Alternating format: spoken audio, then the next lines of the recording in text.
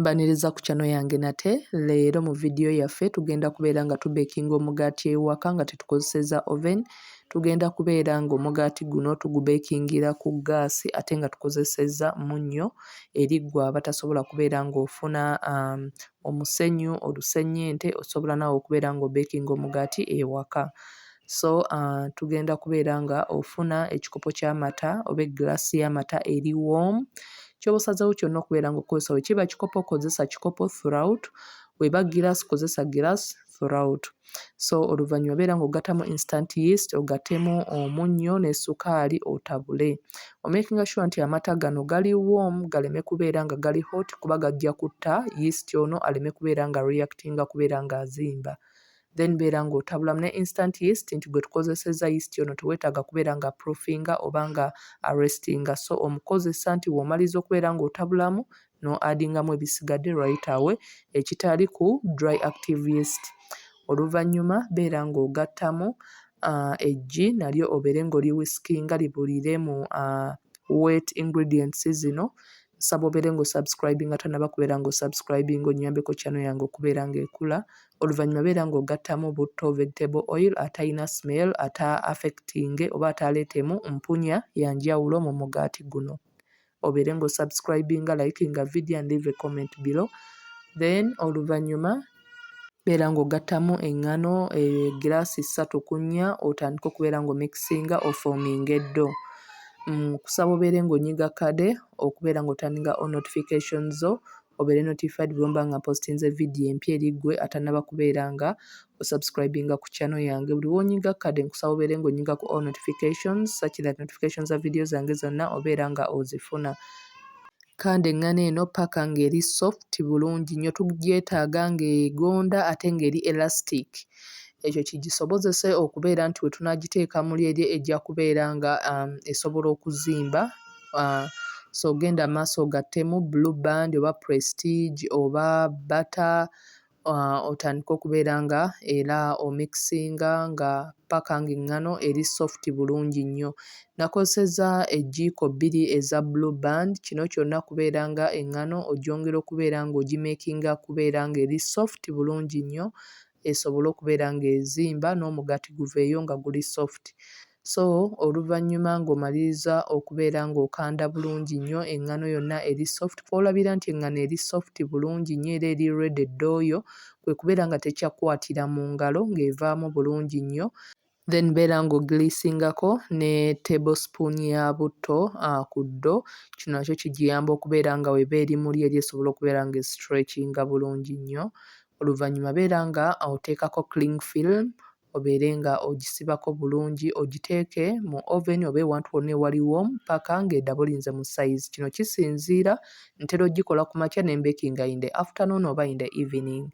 So oli wa ddembe okubeera nga kino okikola n'obeera ng'ogirindamu for 2 hours okusinziira wonna weba edabulingidde in size, beera nga otandika kati okupreparinga omugaati gwo.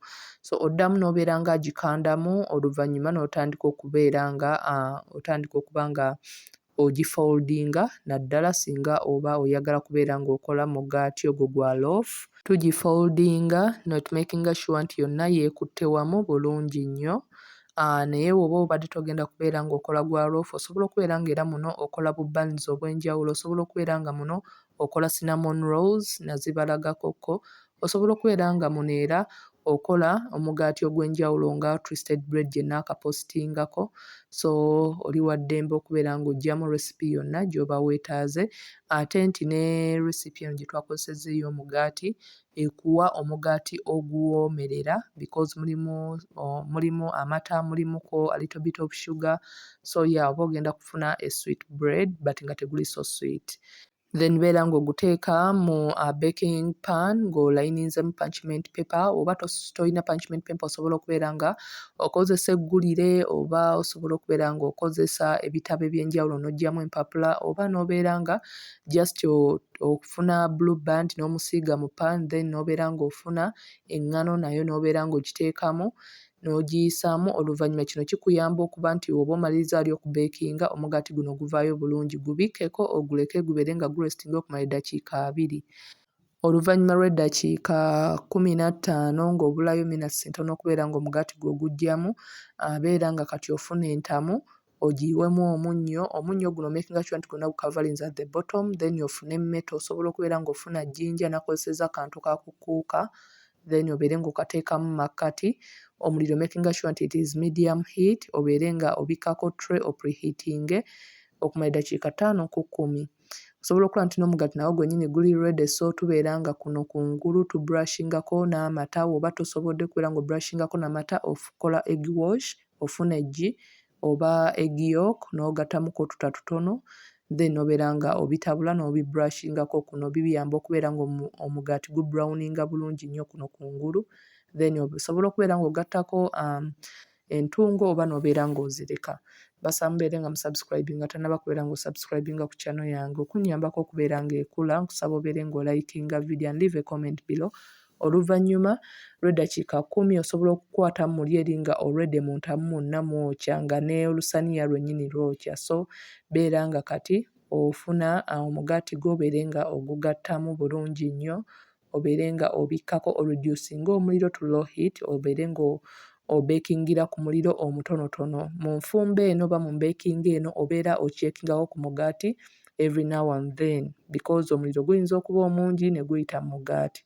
So making sure nti okyekingako, osobola okulaba nti after 20 minutes already omugaati gutandise okuzimba, ekiraga nti guyina essuubi era nti gujja kubeera nga gujja. So beera ng'obikkako ogende mu maaso obeere nga obeekinga. Osobola okulaba nti kati oluvannyuma lw'eddakiika endala 2 omugaati gubeekinze gweyasizza namo. At this rate nalowoozezaamu nti osanga nandibadde ngano nagiseparatinze oba nga nagyawuzizzaamuko. Nembeera nga nataddemukko ntonotono but osobola okulaba nti because recipe eno nabadde ngikozesezza yonna omugaati gwagezze nnyo ne guvaayo nga munene. So ekyaguletedde n'okubeera nga gweyasaamu.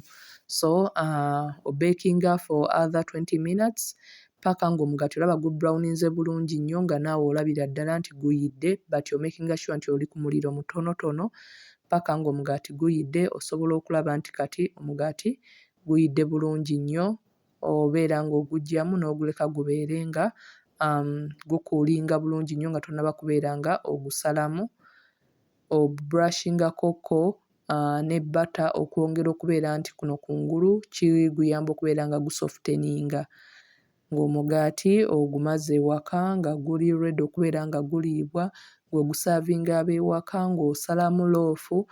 So ekyo tekikugaana kubeera nga opreparinga mugaati waka, osobola okubeera nga okikolera ddala bulungi nnyo ewaka nga eri ggwe agamba nti toyina sigiri oba nti omanyidde gwanku, osobola okubeera ng'ogukolera ddala ne ku ggaasi. Osobola okuba nti munda guyidde bulungi nnyo era guli soft bulungi nnyo.